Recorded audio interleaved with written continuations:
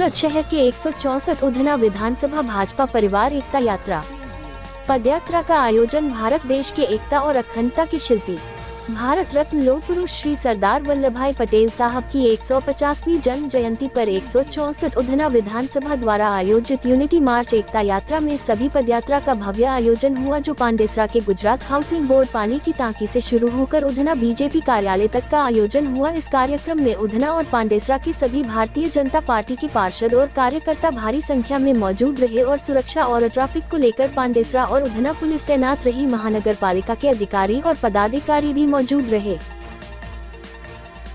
ताज़ा खबर देखने के लिए देखते रहे स्टार न्यूज नेटवर्क। जय हिंद, जय भारत।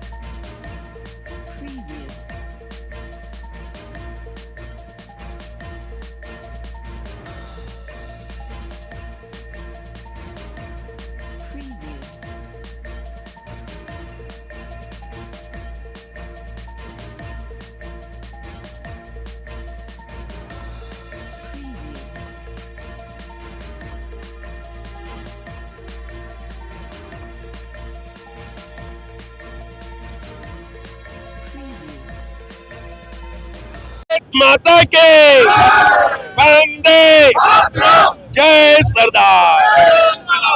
आज 150મી આપણા સરદાર સાહેબની જન્મ જયંતિ નિમિત્તે આજે અમારા સુરતના ઉધના 164 ઉધના પરિવારની અંદર અમે યુનિટી માર્ચનું આયોજન કર્યું છે અને અમારા શહેરના પ્રમુખશ્રી, અમારા સૌ સાથી આગેવાનો, અમારા છોટુભાઈ, અમારા વિસ્તારના દરેક કોર્પોરેટરો, દરેક કાર્યકર્તાઓ આજે આની અંદર આ રેલીની અંદર મહારેલીની અંદર ઉમટી પડ્યા છે।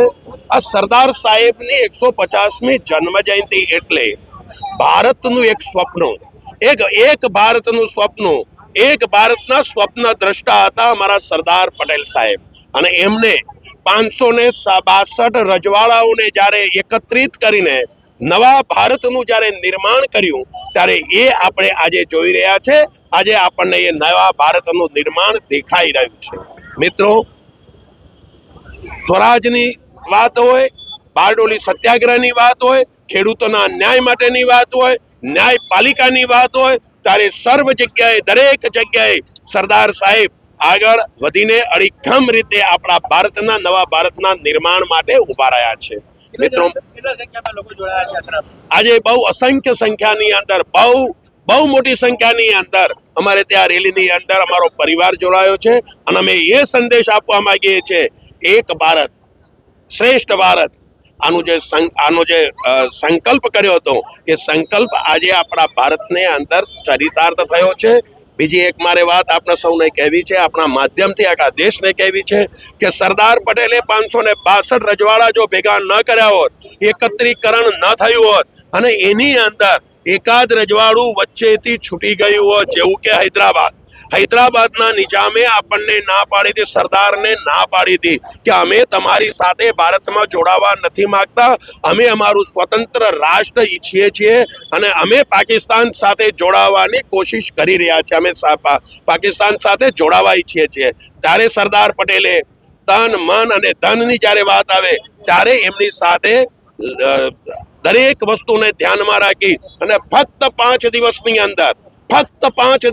અંદર આ નિજામને, આ એમના હૈદરાબાદના નિજામને પગમાં પડી એમને વંદન કરવા આવ્યા અને એમની શરણાગતિ જ્યારે સરદારની સ્વીકારી ત્યારે આપણને લાગે છે આખા એક ભારત શ્રેષ્ઠ ભારત સરદારની તાકાત શું હતી.